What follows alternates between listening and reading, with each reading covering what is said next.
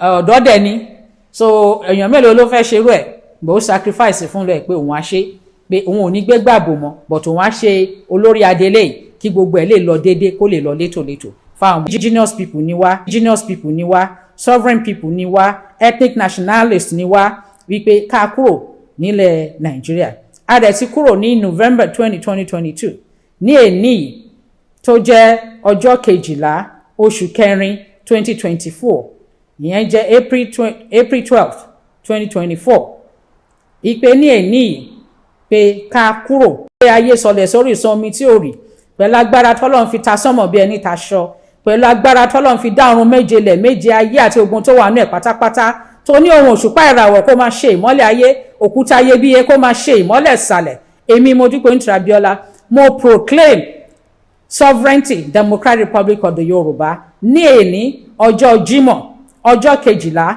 oṣù kẹrin 2024 láti èní lọ ilẹ̀ Yorùbá ó bẹ̀rẹ̀ ìjọba tiẹ̀ ó bẹ̀rẹ̀ ìlú tiẹ̀ ó become newest nation in the world káàkiri àgbáyé Yorùbá ó dorílẹ̀-èdè tẹnikẹ́ni ò takò tẹnikẹ́ni ò sọ pé kò rí bẹ́ẹ̀ ó rí bẹ́ẹ̀ ni ó ṣe bẹ́ẹ̀ ni ó ti wá sí ìmúṣẹ àṣẹ tọ́lọ́run fi dá ogun tó dá tó ní kó máa bẹ ó sì ń bẹ àṣẹ náà ọmọ Yorùbá ní èní Democratic Republic of the Yorùbá ó bẹ̀rẹ̀ ìjọba adélé ó ní sovereignty ẹ̀ ó bẹ̀rẹ̀ agbára ìjọba ẹ̀ láti èní lọ.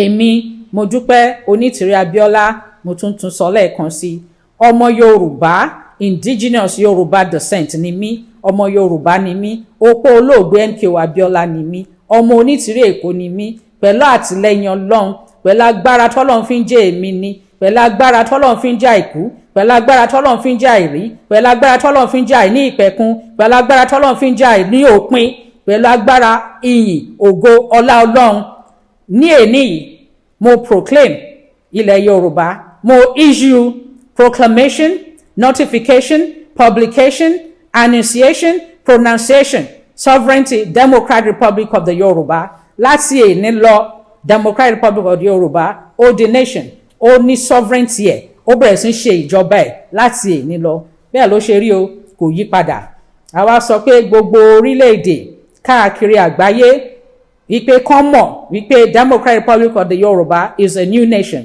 newest nation in the world number 55 in Africa our indigenous people mo kí wa pé a kú oríire ọjọ́ òní nítorí Ọlọ́run ṣàánú fún wa torí Ọlọ́run àánú ẹ̀ dúró títí nínú ayé wa àárẹ̀ àánú gbà a ṣe declaration níjọ́ Sunday November 20 2022 a ṣe reclamation níjọ́ Sunday December 18 2022 pẹ̀lú àtìlẹ́yìn Ọlọ́run pẹ̀lú àánú Ọlọ́run pẹ̀lú ìjẹ́kan Ọlọ́run a ṣe proclamation ní èní Friday April 12 2024 pẹ̀lú àtìlẹ́yìn Ọlọ́run ó ti wá sí ìmúṣẹ o ìjọba adélé ti bẹ̀rẹ̀ kò sí tó yí padà mọ́ ọmọ Yorùbá ò bójú wẹ̀yìn mọ́ wájú ni òkè là ń lọ lórí ilẹ̀ alàyè yìí pẹ̀lú àtìlẹ́yìn Ọlọ́run àti ní sovereignty wa àti bẹ̀rẹ̀ ìjọba wa Ọlọ́run ti ṣàánú fún wa àti rí àánú gbà mo congratulate gbogbo ọmọ Yorùbá o gbogbo indigenous Yorùbá people pátápátá IYP ti Democratic Republic of the Yorùbá mo kí wa a kú oríire Ọlọ́run ṣàánú fún wa àárẹ̀ àánú gbà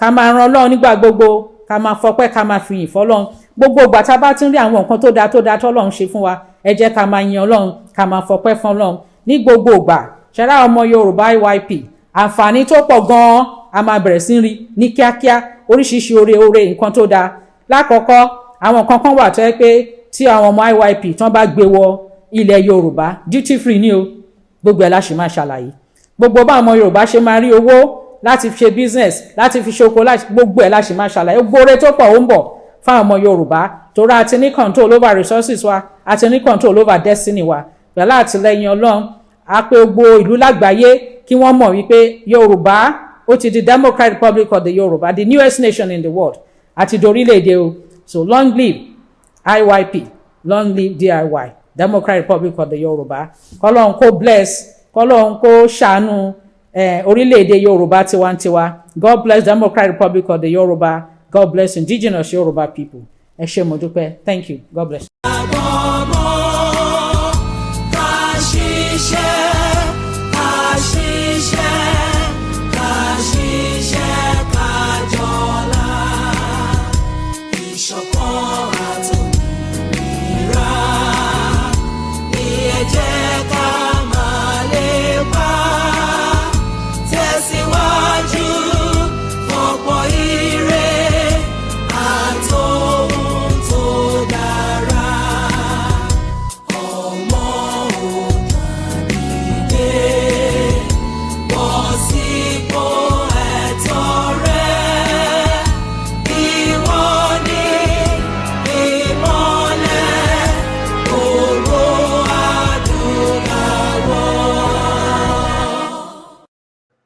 àkókò tó wà yìí láti ṣe ìbúra fún olórí ìjọba adelé ti orílẹ̀-èdè olómìnira tiwantiwa ti Yorùbá.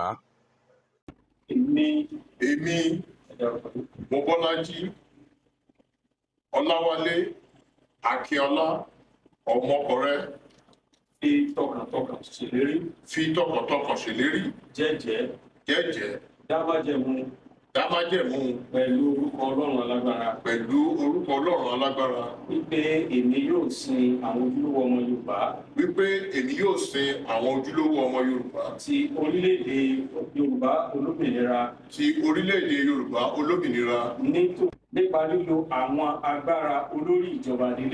lílo àwọn agbára olórí ìjọba adelé ti orílẹ̀-èdè Yorùbá olómìnira tiwantiwa èmi yóò olóòótọ́ sí orílẹ̀-èdè Yorùbá olómìnira tiwantiwa àti àwọn ojúlówó ọmọ Yorùbá lápapọ̀ èmi yóò sì fi tọkàntọkàn ṣe àwọn iṣẹ́ àti ojúṣe ẹ̀tọ́ àwọn ojúlówó ọmọ Yorùbá lápapọ̀ ni yóò máa jẹ́ ìtọ̀nà sí ìṣiṣẹ́ mi àti ìṣe mi. Yorùbá ni àkọ́kọ́. Èmi yóò jẹ́ olódodo. Sí àwọn àgbékalẹ̀ mímọ́. Ètò ìṣèjọba ti orílẹ̀-èdè Yorùbá olómìnira tiwantiwa. Èmi yóò sì dáàbò bo ìdáǹdè orílẹ̀-èdè Yorùbá olómìnira tiwantiwa. Òmìnira rẹ̀ àti àwọn agbègbè rẹ̀. Èmi yóò sì dáàbò bo àwọn ẹ̀mí. Àwọn ohun ìní. Ìtúsílẹ̀. Àwọn ohun àmúṣọrọ̀. Ògo. Àjogúnbá. Àṣà. Ìtàn. Èdè. Ìdánimọ̀. Àti ilẹ̀ baba ńlá ojúlówó ọmọ Yorùbá lápapọ̀. Èmi yóò ṣe ìgbélárugẹ àwọn ìrànlọ́wọ́. Àti ààbò àwọn ènìyàn. Èmi yóò sì ṣe ètò ààbò. Tó péye fún orílẹ̀-èdè Yorùbá olómìnira tiwantiwa. Mo sì tún ṣe ìlérí wípé. Èmi kò ní dalẹ̀ ìgbàgbọ́ tí àwọn ènìyàn mi ní sí mi. Tí mo bá dá májẹ̀mú tí mo dá lónìí. Èmi ti ṣetán láti fa ara mi kalẹ̀. Fún ìjìyà tó nípọn. Láti ọwọ́ orílẹ̀-èdè mi Yorùbá. Èyí ni májẹ̀mú mi. Kí Ọlọ́run kí ó ràn mí lọ́wọ́. Ní báyìí, a máa tẹ́tí sílẹ̀ fún ọ̀rọ̀ àkọ́sọ olórí ìjọba adelé ti orílẹ̀-èdè Yorùbá olómìnira tiwantiwa. Ọjọ́ Ẹtì oṣù kẹrin ọjọ́ 12 ẹgbẹ̀rún ọdún 2023 ọjọ́ ọ̀rọ̀ adelé tó dúró lórí àánú Ọlọ́run. Mo kí gbogbo ọmọ nílẹ̀ Yorùbá IYP káàkiri gbogbo àgbáyé. Orúkọ tèmi ni Mobọ́lájí Ọláwálé Akínọlá Ọmọkọrẹ. Mo kí yín wípé ẹ kú oríire gbogbo ẹ̀yin ọmọ nílẹ̀ Yorùbá IYP torí pé ìjọba orílẹ̀-èdè olómìnira Yorùbá DRY ti fi ẹsẹ̀ múlẹ̀, ó sì ti wọlé, ó sì ti dé. Ẹ bẹ̀rẹ̀ sí ní máa yọ̀ nítorí pé òní tó jẹ́ ọjọ́ Ẹtì oṣù kẹrin ọjọ́ 12 ẹgbẹ̀rún ọdún 2023 ni ó wọlé dé. Gbogbo ẹnikẹ́ni wa ní láti mọ̀ wípé ilẹ̀ àwọn baba ńlá wa ilẹ̀ wa ni. A sì ti ṣetán láti gbohun ìní wa láti òní yìí títí ayé máa fi parẹ́. Ní báyìí tí ìjọba adelé ti wọlé dé láti sin àwọn ọmọ nílẹ̀ Yorùbá IYP ti orílẹ̀-èdè olómìnira Yorùbá DRY. Àǹfààní máa wà lóríṣiríṣi tí a máa ṣe ìfilọ́lẹ̀ rẹ̀. Àsìkò wa ti tó láti máa bẹ̀rẹ̀ sí ní jẹ̀gbádùn ìbùkún tabua, àlùmọ́nì ohun èlò ilẹ̀, ọrọ̀ àdáyébá àti àwọn òṣìṣẹ́ onímọ̀ ènìyàn tí Ọlọ́run alágbára jùlọ fi bùkún wa lọ́pọ̀ yanturu lórí ilẹ̀ àwọn baba ńlá wa. Níwàyí, gbogbo ilé ẹ̀kọ́ gbogbogbò àti ilé ẹ̀kọ́ aládàáni bẹ̀rẹ̀ láti alákọ̀ọ́bẹ̀rẹ̀ títí ó fi lọ dé ilé ẹ̀kọ́ ìmọ̀ ẹ̀rọ tó tún fi dé ilé ẹ̀kọ́ gíga ìgboyà àkọ́kọ́ tó wà ní gbogbo olú ìlú méjèèje ti orílẹ̀-èdè olómìnira Yorùbá DRY ni a ti tìpa láti. Èmi ni kò yan ìbọn yẹn fún má yan fọlọ́pàá, èmi ni kò yan fún, èmi ni mo pè wọ́n, ó lè yan bọ́ yẹn mọ́ ni, èmi ni kò yan fún náà, má yan bọ́ fọlọ́pàá, èmi ni kò yan fún má yan bọ́ fọlọ́pàá, ọlọ́pàá wá ṣiṣẹ́ wọn ni, èmi ni kò yan fún.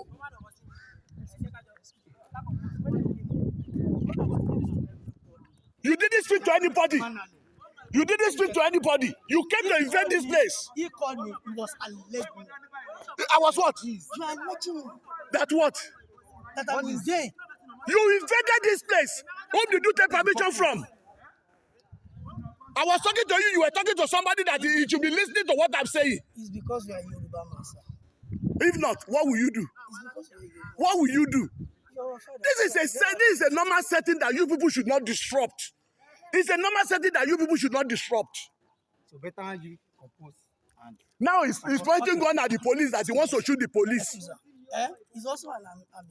If it's an army, Yes. if it's an army, Yes. if it's an army, then he should point gun at a policeman. Excuse me. Any number, sir. Ìbọn wo ló nà sí? Ìbọn wo ló nà sí? Ọmọ ẹni kó má shoot ọlọ́pàá kó shoot èmi. Let him shoot me. they should go out. He carry gun like this.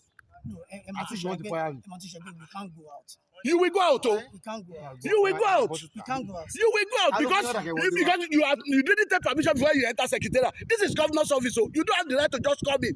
Can you just come into the governor's office without invitation? It's not done. It's not done. It's not.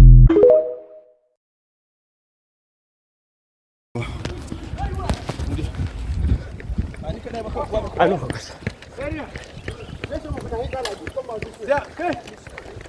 Stop making. Let's go up in building. Hey, hold on. They're behind that building. Hold on. Sit down. No. That's my fire.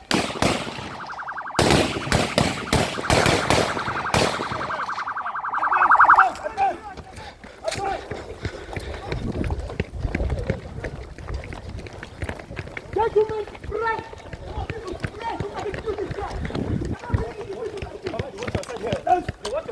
Yeah, that's the watch here.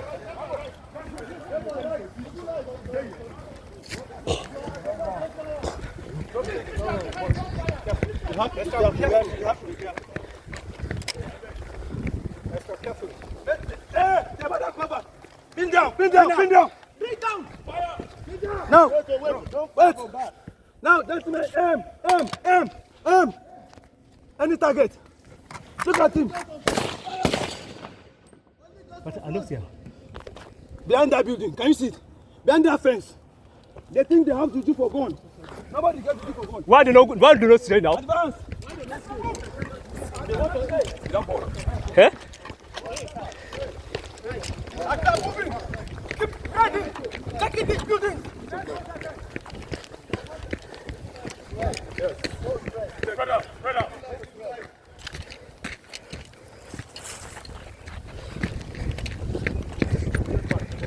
Eh?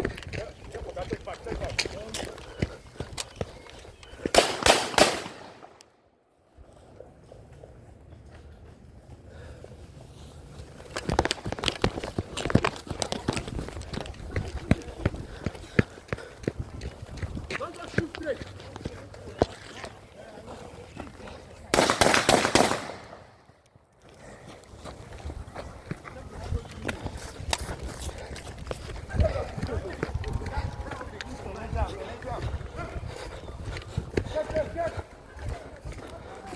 Anybody you see, apprehend. Anybody, apprehend. Just come back for. That's secretary local. Advance, take that cover. Take that cover. Somebody should check. Yeah.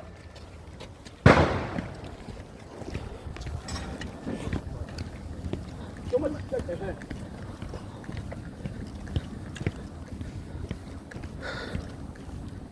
Fire there. Fire there.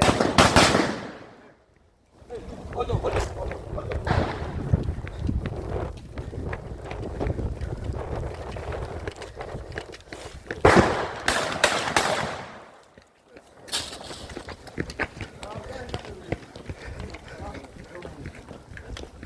Be careful. Be careful. Be outside. Be careful.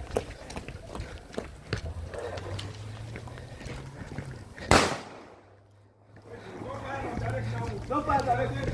Don't fire directly. Be on the road.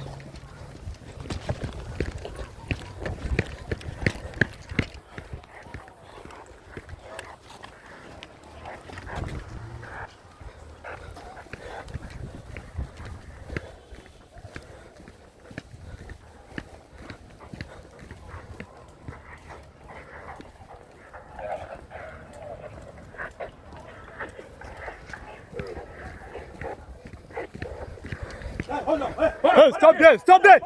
Stop there! Stop there!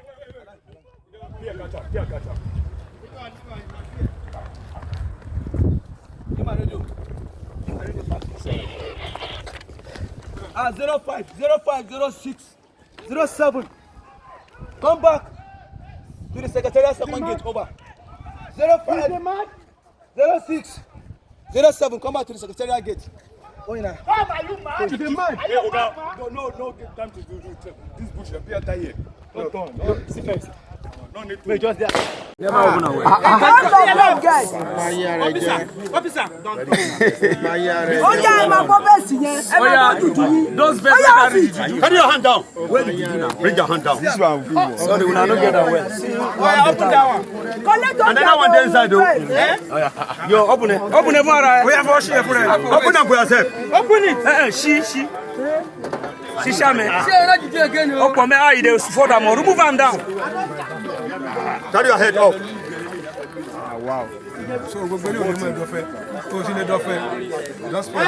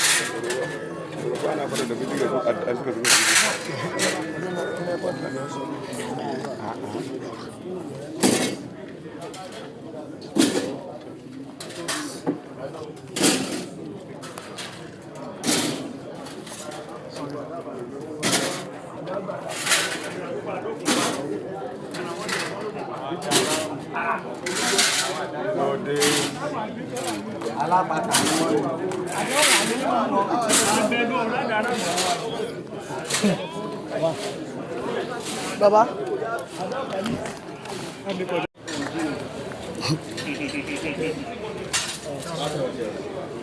Sir? They check on that. You got to check it. Where you want to go park and may not go explode. Now allow. May God deal with us. May God protect us. These people. Now God the same person. Okay, sit in the one. Boss, Ayonisa.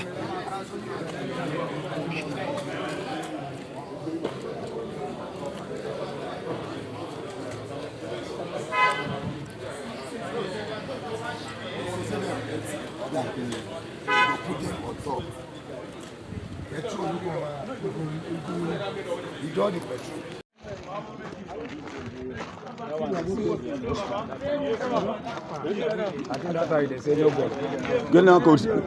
Which kind no gun? The gun with the point at me.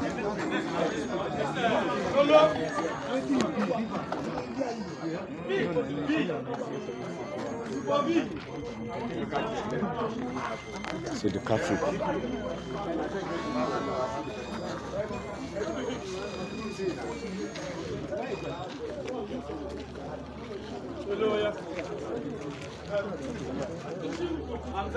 Ça.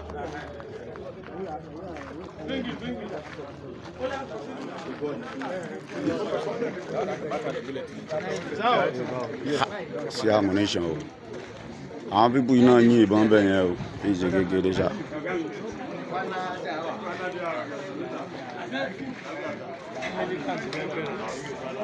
Ta ti ń sọ pé Yorùbá ló ra ń wà peaceful tó ṣe ń bẹ̀rẹ̀ wẹ́rẹ́wẹ́rẹ́ lílé yìí o. Àwọn Yorùbá náà ló tún bẹ̀rẹ̀. Àbẹ́ẹ̀ rí bàbá àgbàlagbà. Òun ni lídà wọn. Wọn náà bọ̀rọ̀ mọ́ sóun lídà. Ìbẹ̀rẹ̀ ọ̀pá tó mú lọ́wọ́ àká. Sọ́rọ̀. Ìgbóra. Àti lédì yẹn náà. Ok, òun àti ìyẹ́rà lè. Tó bá kárí ìyànbọ̀ ní ó yá wèrè mọ́ tilẹ̀. Bọ́ sókè jáde. Àbọ̀ yá wèrè mọ́ tilẹ̀. Ọ̀pọ̀nà fẹ́ pa ẹ́. Mi ò gbọ́. Meeting kini. Meeting kini.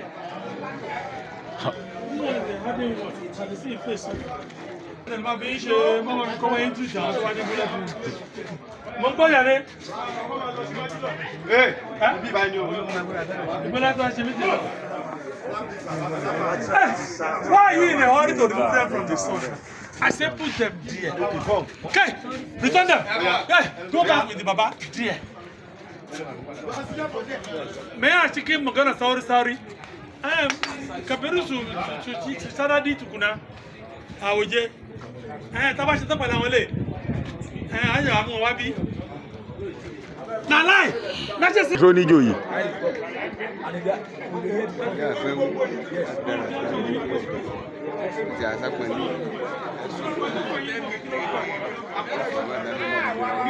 Never open away.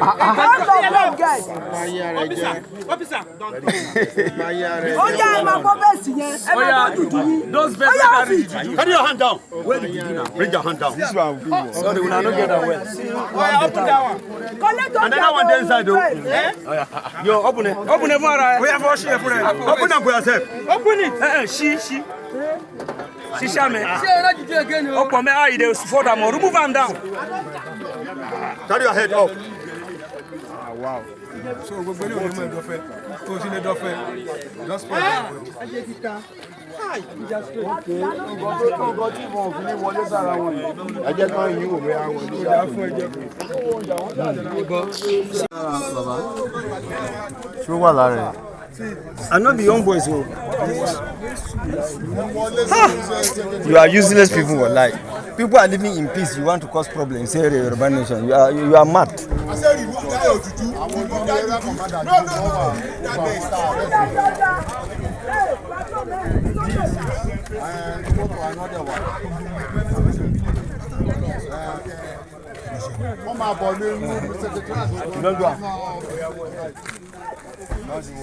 Ó wà lára ilé ó ń dé wà lápá ilé. Ó wà lọ́wọ́ lára ilé náà. Sí náà. Gbàdíwà ọgbẹ́ wà. Ó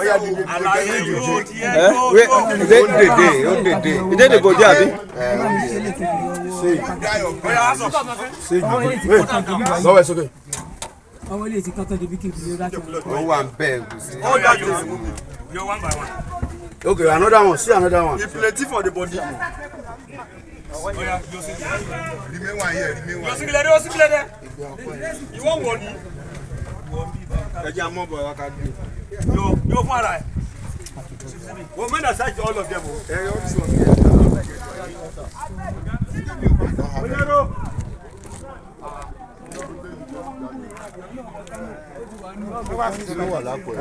Kí ni ẹsẹ̀ ògùn tó wá gbé sára rà? Kí ni ẹsẹ̀ ògùn rà? Show help ẹ báyìí. Show help ẹ where your guy. This juju he help you. Ọ̀gá babaláwo he help you. Come on, Etia.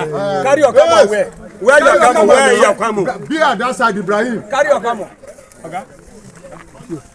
No, just remove only white. I mean, now. Oh, no, why you are camel? Give one camel. This one I be the chap. Oh, yeah, but I like camel. Look at them. Kò sí ṣe gbogbo atagu tó kó sára. Kò sí ṣe. Ó yẹ kó ti fly ni. Ó yẹ ó kó te disappear. Ó ti disappear. Where you na this one accept to be at this side. Ẹrù ya ma pe kò lẹ́yìn lọ́rùn. Kò sí ṣe. Ìjọba jogun lọ. Àwọn oni kankan lára ṣùgbọ́n ìjọba jogun lọ. Il est dans pocket. Si now. For the boot self, they will tight. They will tight. I see they will tight for the boot. Ọ̀gá fóònù mi hàn látàárọ̀ mo ti fi rẹ́kọ̀dù látàárọ̀ ó hàn gidi. Mo máa sẹ́ndì ẹ̀.